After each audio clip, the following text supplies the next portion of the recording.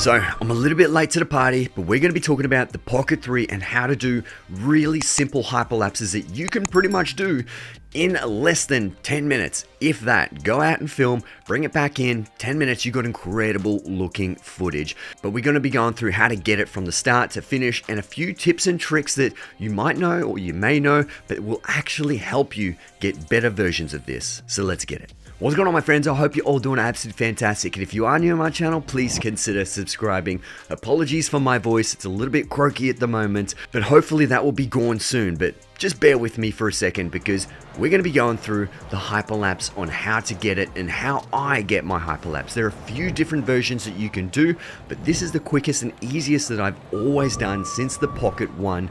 Now the Pocket 3 is here with that 1-inch sensor. Beautiful looking 4K footage.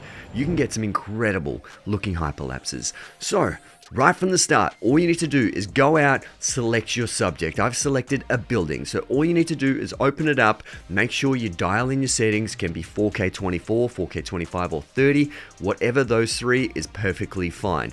Then double tap on the screen and make sure you object track that building. There should be a green box around that building to pretty much say that it's tracked.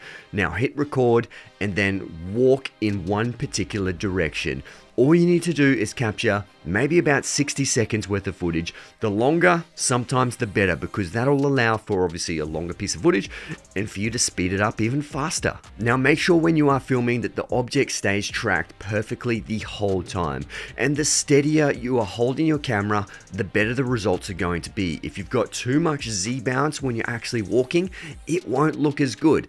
Try and keep it nice and steady. Ninja walk if you can, that would be great, but if you can't, it will still turn out pretty decent. Now once you've done that, get into your editing software. I'm using Premiere Pro. This can still apply to other editing softwares. All you need to do is drop it into a 24, 25 or 30 frames per second timeline, depending on whatever you filmed in, and then you need to select an in and out point. So make sure you trim off a little bit off the start so you know exactly when it has started, and then trim off a little bit at the end as well. Try and find the best and smoothest part of that video and start with that. So once you've got your starting point and your end point, what you're going to be doing is you're going to be adjusting the speed of this video. So I'm going to be speeding it up by say 1000%. You can speed it up by 2000, 3000, 4000, depending on how long the clip is and how fast you actually want this to be. Now you're also going to select frame blending, and I will talk about ND filters and how this is going to make the footage a lot better,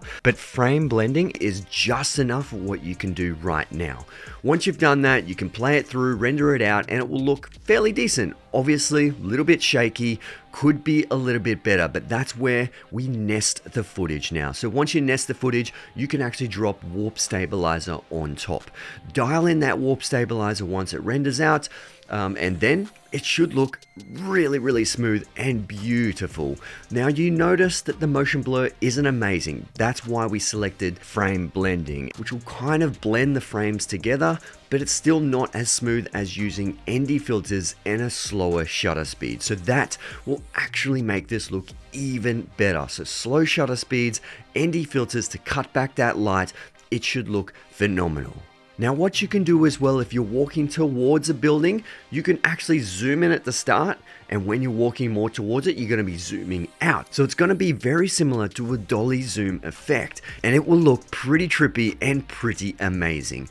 The one thing that really sells hyperlapses actually is moving cars, moving people through the frame. That'll show the passing of time, so make sure you do actually have that. What I did in this video is I used the wide angle lens on the Pocket 3. That allowed me to film not just the building, but the cars in the foreground zooming past. It looks so much better than just having the building there. Now, one of the most important factors that can actually sell the effect of this hyperlapse is sound effects. Now, these are quite important, especially if you do have a whole bunch of people walking past. You want to hear those zooms and whooshes, and whatever you're filming, try and mimic those noises and put it in your video. It's really going to sell how the time is actually passing. Look at this footage with just the music and no sound effects. And now look at the same footage with sound effects and the music as well.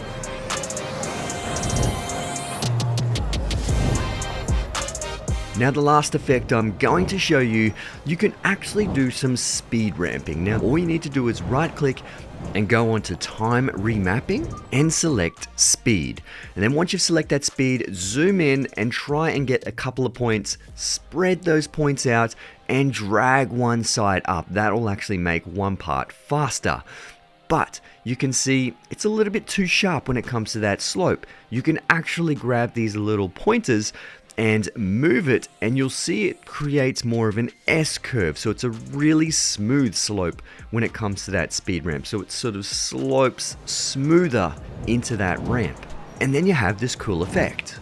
So anyway, my friends, I hope you enjoyed this video, and if you did, please give it a thumbs up. That would be amazing. Subscribe to my channel if you haven't already, and I will put a link in the description below if you do want to check out some of my LUTs that you can put on the Pocket 3. But other than that, I'll see you guys in the next one. All right, let's get it.